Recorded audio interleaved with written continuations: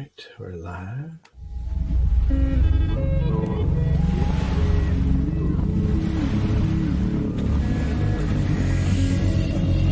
Full minds discuss other people. Gossip. Good minds discuss events. Great minds discuss ideas.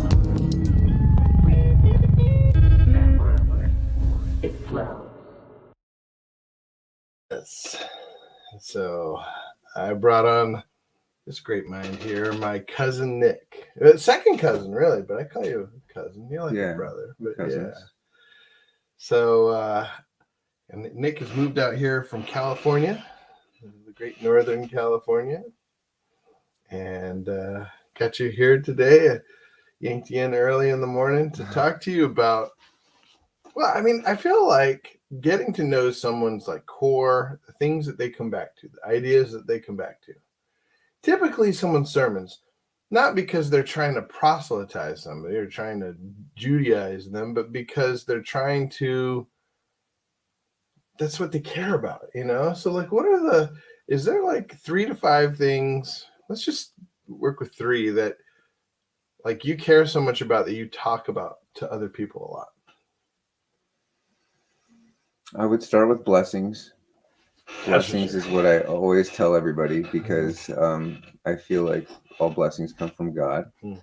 And if you acknowledge those blessings and ask for those blessings, you'll continue to have blessings showered on you. And I don't feel like, there's too much for God ever. So I think that those kind of things are great to acknowledge. And if you're filled with gratitude, you can't be really hateful and spiteful and thinking about things that you're not getting or you don't have when you have so many things to be blessed for and be thankful for that you are blessed. Yeah.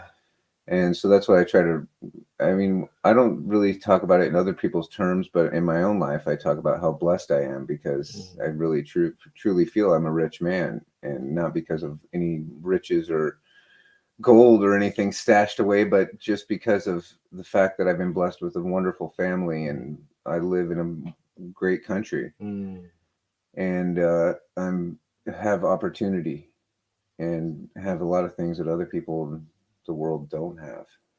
So I mean, I have seen it firsthand where your optimism and just good attitude just opened up. Like it's you talk about like it's like with parking spots, right? I'm a negative guy in general. I'm cautiously optimistic. I prefer to be like to look at the dark side and be surprised by the bright side. But you're a guy who's just like, no, we're gonna have it. We're gonna have it shine down on us. Yeah, and I feel like if you expect blessings, then blessings come your way. So I feel like when it's the expectancy of just having faith that you're going to have these blessings in your life, like the parking spot thing. I pull up and 9 times out of 10 I go, let's just go drive right up to the front. We don't even need to worry about parking in the back of the parking lot or walking up. Let's just drive right up to the front because someone's going to pull out or there's going to be an available spot for me right there. And it's like every time. And I guess I choose to point that specific blessing out, but I also have it in expectations in other aspects of my life. So that deals the things that we do on a daily basis, that things are going to be successful, and one of the things I forget, I've been forgetting in Ramble Source, one of the things I like to do, start it off by taking a deep breath together. I call it the simultaneous sigh. So blow all your air out. Take a deep breath. And release. That's a good way to get in sync. Stop and to take a second to breathe is a great thing to do every day. Yeah. I try to do it for long periods of time at night before I go to bed, as long as I can before I fall asleep, and that literally clears my mind and makes me slow down in the process. And I've heard that that's a great way to get you ready your body ready to sleep, because I was reading your that breathing gets some reduces as you fall asleep and gets deeper. Yes. Yeah. Yeah, you take less breaths per minute, that's for sure. And I think that it also lets you focus. Yeah. You know, a lot of people have problems with their mind just racing at night. I don't even have that problem because I just focus on my breathing. It's of course something that you're told as you grow up, and everybody says it. Just breathe, just focus on your breathing. And literally, if you do that and focus on your breathing, you can see yourself through pain. Yeah. You can see yourself through tough situations. And whenever I find myself in a situation where it's overwhelming and I'm like about to explode, I always try to remember to just breathe. And literally, it's true.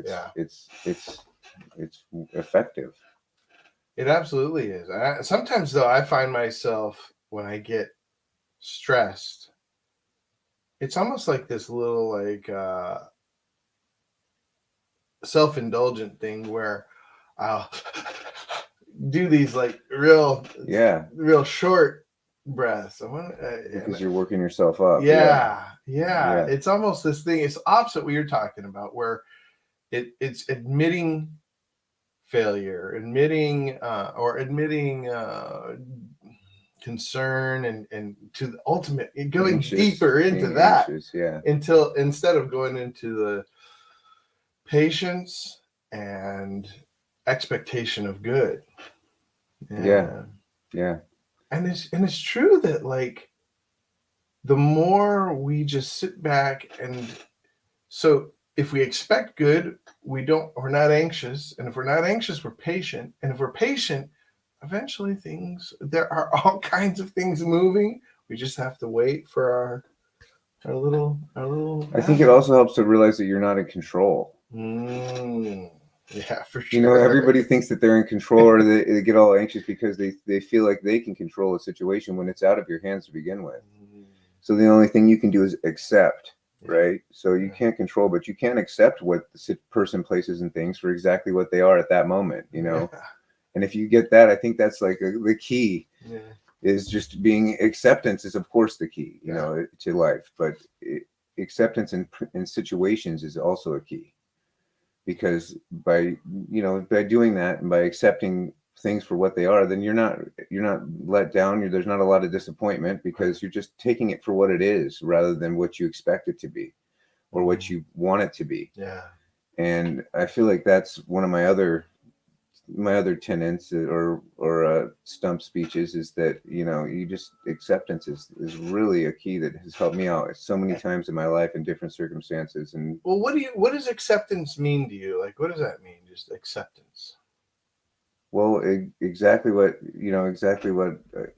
just taking things for exactly what they are rather than having these expectations or having outcomes in your mind as this end all or say all of the situation, because we don't know how maybe the outcome will be the same that we want, but in a different way. And that has to do with faith too. I feel like is if you just have faith in things, that things are going to work out, and have faith that they're going to work out how they're supposed to work out, not necessarily how you want them to work out, then you're in a better situation than people that are trying to get expectations out of things and forcing things to work out, because you might be able to be effective by forcing things, to controlling things, but what's your state of mind? You know, and can you truly enjoy things if you're so worried about the outcome being your way, right? I mean, it seems counterproductive to be. Yeah, that's one thing that two things comes up for me. Is one of my core sermons is similar to acceptance. I think we're a lot alike in a lot of ways, but it's gratefulness, and it's pretty much the same thing. Acceptance. Yeah, that's where it starts, right? Is with humility and being grateful. Well, I wonder if it starts with being first, like, I think maybe if people have a hard time being grateful, just accepting. You know, I hadn't thought of just accepting. You don't have to necessarily be happy about it, but isn't accepting just like, I feel like that's the end result. I feel like afterwards. I feel like being grateful it comes with humility, and being, you know, you have to have humility to be able to accept things for what they are. You have to be grateful to have humility. So but you can be grateful easily. It's not hard to be grateful, right? I see what you're saying. Just kind of like it's the immediate physical, like you can immediately access your like, well, this feels good, so I'm grateful for it. Right. Whereas acceptance is a deeper, like, more eternal thing. Right. It's something that you have to work towards. It's not, you can't just obtain acceptance. You have to, but humility, it comes with, it then leads you towards that, because you can easily be grateful, right? You can be grateful that you woke up today. You can be grateful that your family woke up today and everybody's alive and healthy. You can be grateful for all these things the first second you wake up in the morning. You can think about, well, I woke up another day on this earth, and now I have this to get going with. And so you can be grateful, and if you're grateful, you can't be hateful. So that's one of those things, is that you if you're thinking about all the things that you have in that terms of just being fulfilled with the simple things that you are really, really, truly blessed with, right? You woke up this morning, you're blessed. You woke up in with a house over your head, you're even more blessed. You have some change in your pocket, then you're blessed more than 80% of the people in this world. So be grateful. And that, I think that's where it starts. And then I think that it leads to humility, it leads to acceptance, but acceptance is being the ultimate goal, because if you can accept things for what they are, then you'll be an even keel, right? I mean, you'll be just, rather than being anxious or being, you'll be in a place of you just be in a better place. That's what so I guess I started thinking about it deeply when a client of mine, a young man who's struggling with where his life was, he said, Judah, how can I be happy? And I wanted to give him the gospel. But he just, first of all, he wasn't in the place to receive all that yet. Right. And I just wanted to give him, I thought in my life, when am I the most happy? And I realized, be anxious for nothing, but everything in prayer and thanksgiving. It's like prayer is the mode, Thanksgiving is the subject. Right. Like, we can pray all kinds of things, but if we're praying in thanksgiving, we are, like you said, we are reversing the idea of it's about what can I get, into reversing it into what have I received? Where am I right now? And it gets to acceptance. And the Bible even says that. It says not to anticipate. I mean, the bird doesn't think about what he's going to eat tomorrow, right? Yeah. He just wakes up with a feeling that he's gonna eat, right? Yeah. And we all can have that acceptance if we just work towards it, because ultimately you don't have to worry about it. Worrying about it doesn't accomplish anything except making you feel bad. What has helped you? I feel like it's been easy for me to, not easy, but that's actually a hard thing to cultivate, but it gets harder as things get harder. Are there some things that you suggest to other people, or that you practice that you come back to, that help you get through the hard times?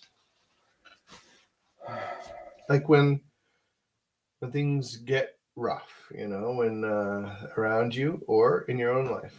You've been through some hard times, right? Right. And in that situation, I mean,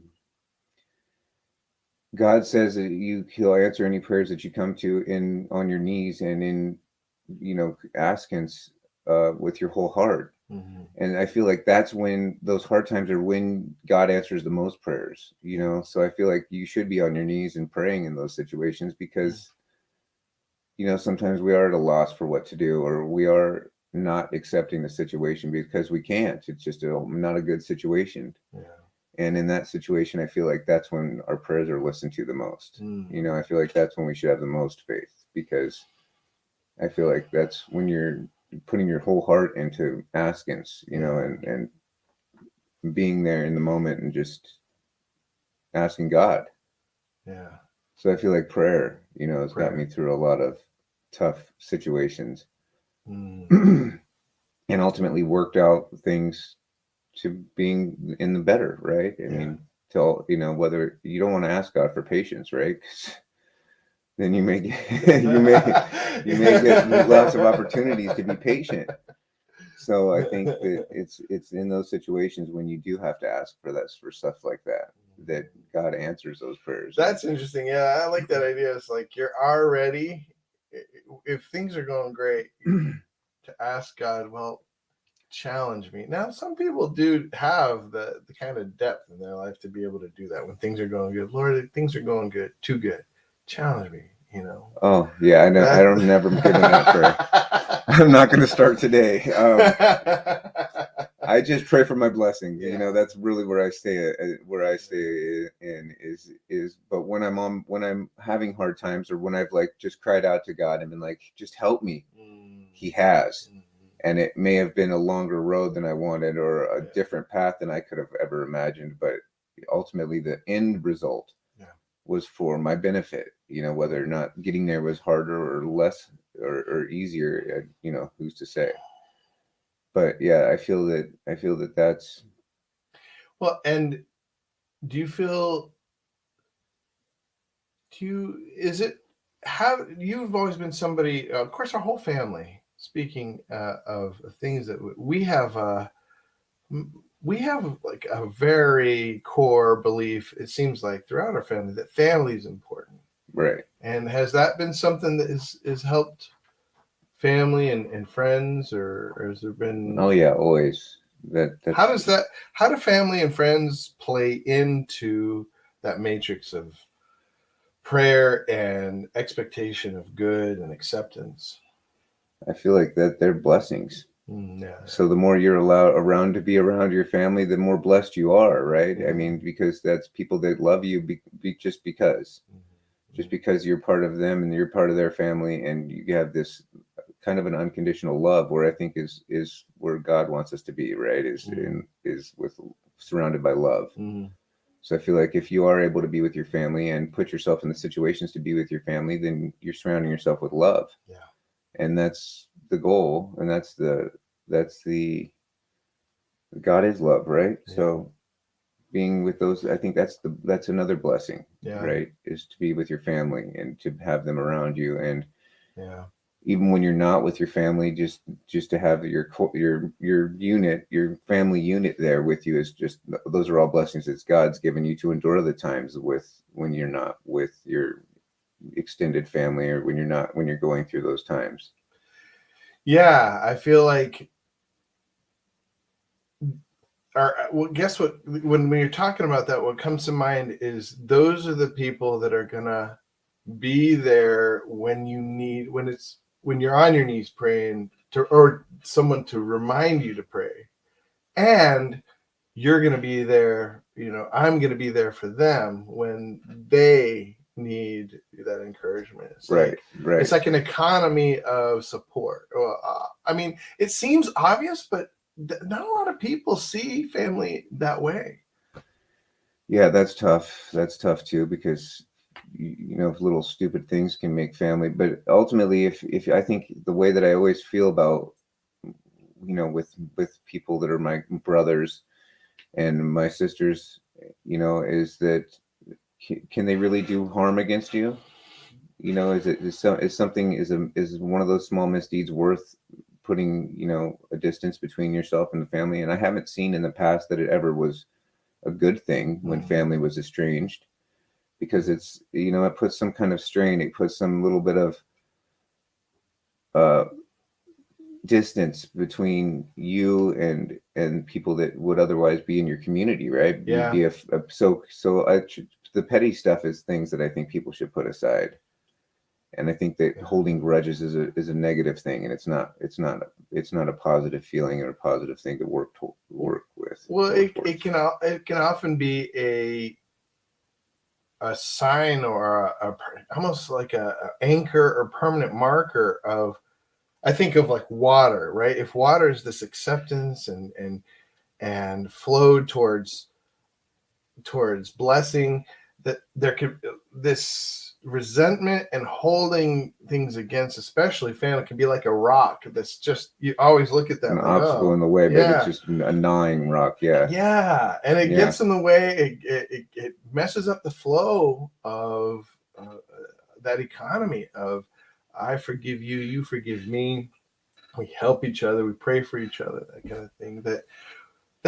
That is what leads to success, right? Is support and reminding each other of things to be grateful for. Yeah. I think that's that you should, if we look at family like it's a blessing and it's from God, and that we should just, I mean, I try not to put petty differences or try to judge, right? It just says that too, to judge not lest you be judged. Yeah.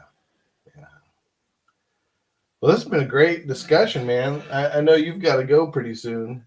You've got boats to fix. Boats to fix. Man, I think it's an awesome story. Real quick, we got about 10 more minutes, but so you're sort of continued the family. There's a lot of people in our family that is like jack of all trades, but you are a master of several things. When you put wouldn't go that far. Well, but when you put your mind to something, would you say that you're very detail oriented, or how do you? No, I wouldn't say that. I wouldn't say that.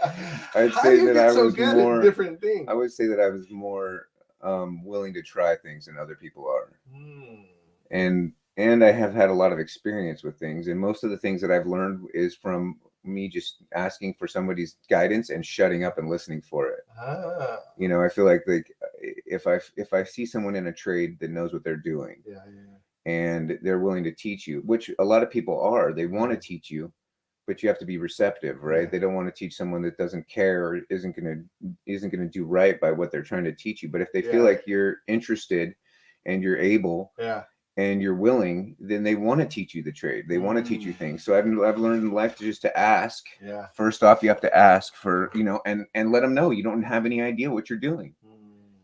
And when you say it like that, people are like, okay, let me show you. And they'll start from the beginning. So you can learn those tricks of trades or those things that are important in a trade to utilize it so that you're not, you're confident in doing that trade. And I think that tinkering is one of my main things, is that I like to fix things. I like the accomplishment that it comes with fixings or building things. So I've always had interest in construction. Since I was a kid, my dad would take me to construction sites, and I'd watch the guys working up there and be all envious of them. Look at the way that guy swings that hammer. Look at the guys building those things, and how easy it was and how easy they made it look. But that comes with experience and technique, you know.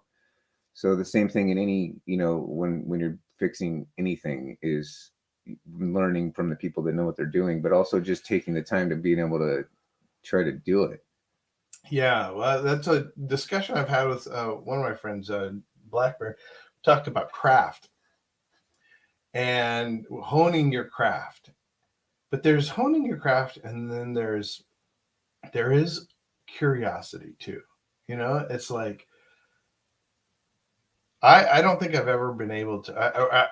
I am at the point where I need to start honing up my craft, or I'm going to be in trouble later on in life.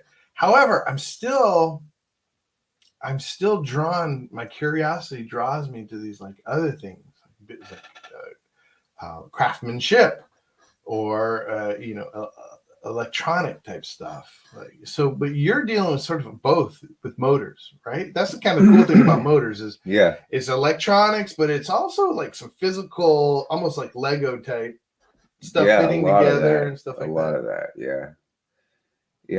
It's. I think that coming from background, I did take vocational auto classes, so knowing the principles of an engine will help you along. Will help you with knowing, and then realizing that a lot of times people put a lot of emphasis on things that are not that hard to do.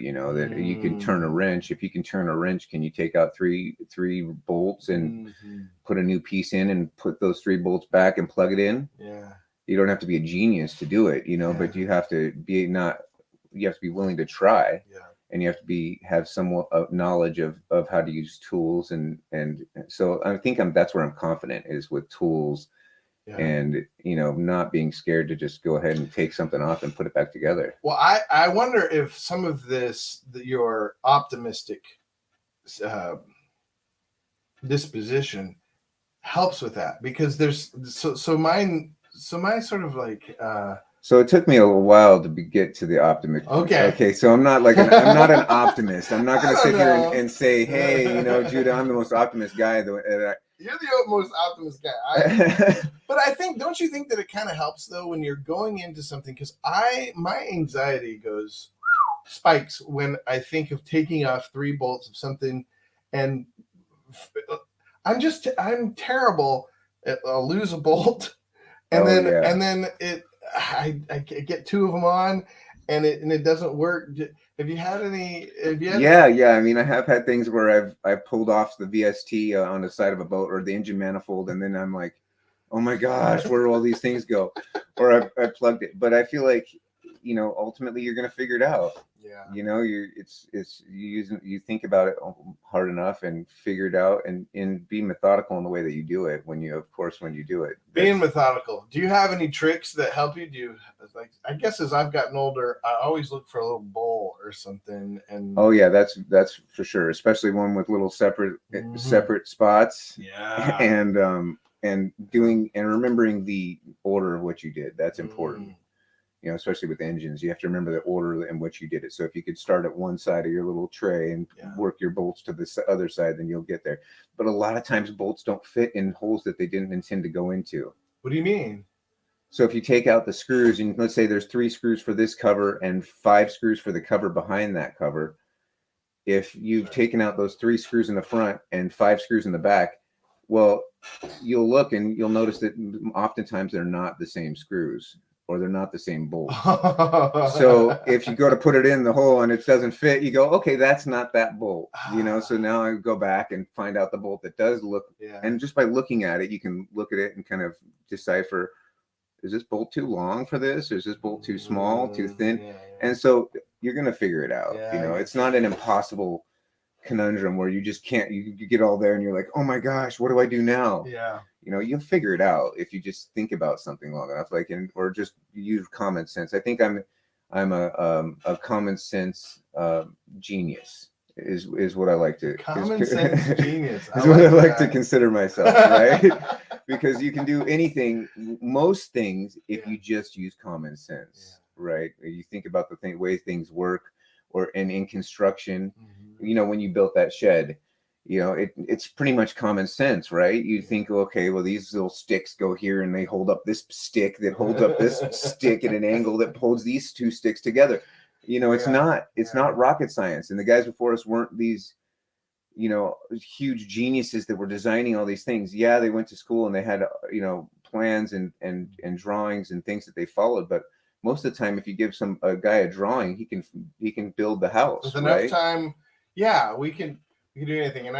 But I do think that it's amazing how having a certain amount of optimism is super important, because as soon as I start thinking, and my brother's really good. My brother it's almost like a religion for him to be, it is part of Christianity to be optimistic and believe in God's work. But he hates it when I get negative about things. I just don't think this is going to work. And he said, you got to be positive. Because to his point and to your point, once you start thinking, well, this is not going to work, then it's impossible to work. Because you're not going to do the things necessary. You're not going to take the steps. You're not going That's to exactly right. Look at the screws and try each one, because you're going to start with the presupposition that it's not going to work. And there you are going ahead and trying to control your situation again, right? You're trying to say, this is not going to work. And this is well, yeah, you're right. I tell that to my daughter all the time. She's like, I can't do this. I'm like, you're exactly right. You can't. Especially not when you tell yourself you can't. Yeah. If you tell yourself you can't do it, you're 100% not going to be able to do it, because you're in charge of your own thinking, right? So if you're going to have stinking thinking and have these thoughts where, I can't do this. It's not possible. You're setting yourself up for it definitely not to work out. Yeah. But you're having some faith and some optimism towards. I always think I can do this. I can get this. This is easy. Easy day. That's what always goes through my head when I'm talking to somebody and they're like, well, I've got this carburetor problem or something like that. I'm always thinking, easy day. And then there's those circumstances where you're listening and you're like, what would be the hardest? Hey, do you have another guy you can call for this? What would be one of those? Like if somebody said, I have a seized up. Oh well, I don't even know that there's a lot of things in the engine world that I'm still listen to that I'm like, oh my gosh. Have him call someone else. We had that yesterday on a Mercruiser that was like a 1987 Mercruiser that is basically a car engine in the back of a boat with a propeller sticking out the end and a rear unit. And the guy burnt his main bearing housing. So you have to literally unbolt the engine, pull the engine out, slide it away from the mount, put in the new bearings, and then you have to go in with a special tool they have that sets the bearings on the side of the engine, and you basically take a tube that's the size tube, and it has to run evenly on your lineup on each side. You have to be able to run the tube freely along the lineup tabs, or else it's not, or the engine's not balanced and sitting in there properly. And I'm sitting there going, oh my gosh. But then in the same breath, yesterday we went to this house and we had to replace a motor jack on the back of a boat. But the only way to get to it was to take the motor off the boat. And I'm like, oh my gosh, that sounds like a big deal. It was 4 bolts. That's what you're talking and about. An engine thing, right? So there it is. You set yourself up for more failure than you do by getting scared and anxious and thinking, oh my gosh, this is going to be hard. When in reality, you just think, I got this, And it's easy. It is amazing how much I've found in my life, and I wonder if you found this. I mean, you have, because you were talking about, but deep breathing through it it tricks your body into thinking everything's all right. Okay. Yeah. Whereas breathing shallow, it tells your body it's like this feedback loop of I'm anxious. Your body thinks, oh, there's shallow breaths. You got to go into seize up mode or whatever. And it's this loop that if you just break that flow with a deep breath, and I feel like there's something about when I hold my breath and suffocate a little bit. It's almost like a mini. I've talked to my kids before about it's like a mini. What do you call it? A fasting. It's like you fast for a minute because you don't have what you desperately need. We need breath, oxygen constantly. And if you can just take a minute and not satisfy your body with all that right away, it gives a moment. Even it gives like a deeper silence. Because you're now taking a second to think about your breathing. Yeah. Right. It's easy to breathe and to say take a deep breath. That's not what they're talking about when they're saying focus on your breathing. They're not just talking about taking a deep breath. Because you can do that without focusing on your breathing. Yeah. Right. You can just take a deep breath. Everybody can, but if you focus on your breathing, I feel like that's where you literally get the benefits. Is where it actually starts to silence your mind, because you're now thinking about your breathing in hopes of not thinking about anything else. Right. Yeah. Well, that's the thing about when you're suffocating, you can't think about anything else, right? Except getting air. Yeah. Yeah, except getting air. Now you're focusing on all your of a breathing. sudden, it. I can see how that would work. Focuses and we try to hold with the youth group. We try to hold our breath the longest we can, and I tell them I think there's some significance. I tell them to try to find Christ between your thoughts, because there are times when we hold our breath and everything gets silent that our thoughts slow down, and we can see more space between our thoughts. Yeah. I don't think you can not have thoughts, but I think there's sometimes you can find some space between those thoughts. Yeah. I think you can not have thoughts. Yeah? Yeah. How? I think. Don't you think about that while you're not having thoughts? Like, okay, so I guess you're right. I guess you're thinking about breathing as having a thought about breathing. Yeah, but maybe you can simplify the thoughts, or just make it into a routine, I guess you'd say, or make it into something that you're now not consciously focusing on, but clearing your mind of. Yeah. I don't know. I feel like I feel like I have obtained it. Yeah, I feel like I have. There's whole religions that believe you. I mean, the Buddhists believe that you can obtain that. I just have never been able to really. get close to it. Yeah. Maybe you're a heavy thinker, man. That's maybe your brain is on overload. That's also why it's easier for me to come to faith, because I'm like, I don't have that deep of thoughts. No, but I'm more of a feeler. I don't have the deep thoughts. So it's more of I find that, and maybe you're this way too, is that you remember feelings more than you do specific facts about something. Do you find that? I do, and I think that's everybody, though. I mean, I think the memories that are most lasting with us have the most heaviest feelings associated with them, right? I like that, yeah. Because you don't remember what someone says to you that hurts your feelings, but you remember how it made you feel, right? That's why it scars you the most. You're not going to sit back and remember what they said, but you will remember the way it made you feel.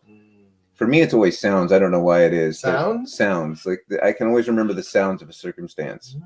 Like I remember what was going on, but I'm like, yeah, but did you hear that lady in the back? I go, ah!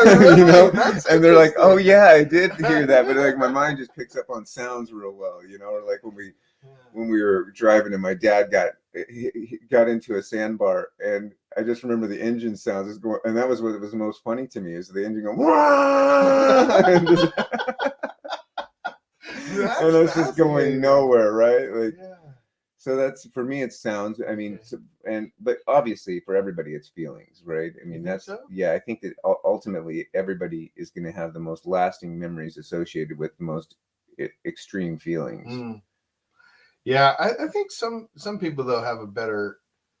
You're right. Some people have a better concept about the way the situation feels. Well, or like they remember facts better than I do. They'll remember, like my brother will recall specific facts, and so that's the way his mind picks up on and my situations. dad too. It's like two sides of my family, and what's interesting? We don't have a lot. Well, we're out of time, but sometime I want to talk to you about. Did you know there's like people that have an internal dialogue and don't? Like I have an internal dialogue. I'm constantly talking to myself in my head.